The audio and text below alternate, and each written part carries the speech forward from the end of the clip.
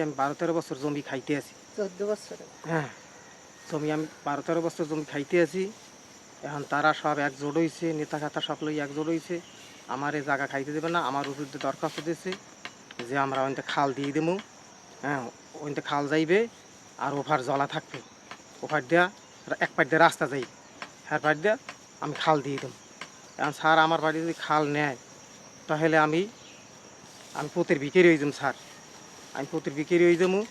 আপনি এইটা একটু কইয়া জানো সমান মাজার দিয়ে খাল গেলে তা আমার যদি কিছু থাকে তা আমি এই দিক দিয়ে বাঁচিয়া আমি চলতে পারবো, আমি বাঁচিয়ে চলতে পারবো। আর আমার আশেপাশে নেতারা দাবাই খেতে আছে, দমকাইতে আছে।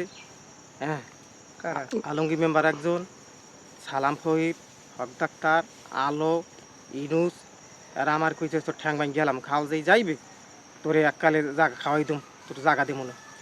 হ্যাঁ, তুই এখানে নামতেই পারবি না। হ্যাঁ, আমি গরিব মানুষ আর একটু দিয়েছে আমারে। হ্যাঁ, আমি এই দিক দিয়ে চলি, আনাজপাতি লাগাই টাকাই আমি চলি। আসসালামু আলাইকুম।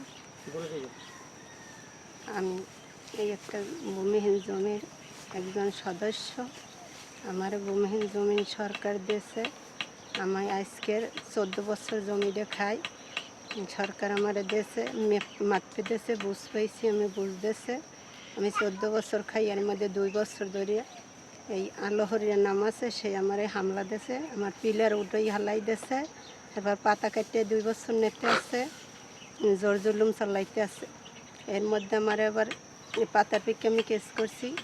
কেস করে আমি থানায় গেছি। থানায় কোনো সালিশ মেনে আনছে গ্রামে সালিশ মেনে আলমগীর মেম্বার একজন, সালাম ফয়ের একজন, এরপর হয়েছে যে ওই হালিম একজন, 3 জনে মানিয়া আমার দলিলে ফটোকপি টপি করে তুলে নিয়েছে। এই দাক্ষত্যেন টত্যেন নিয়ে এরপর আমার এবার করছে, আমার পাতার কোনো বুঝ হারা দেয় নাই। আর আমার এই পিলার ওগুলোই হালাই দিচ্ছে, তারা কোনো বুঝতে নাই। এখন আমার কইতেছে খাল কাটুক সরকার, আমার কোনো আপত্তি নেই।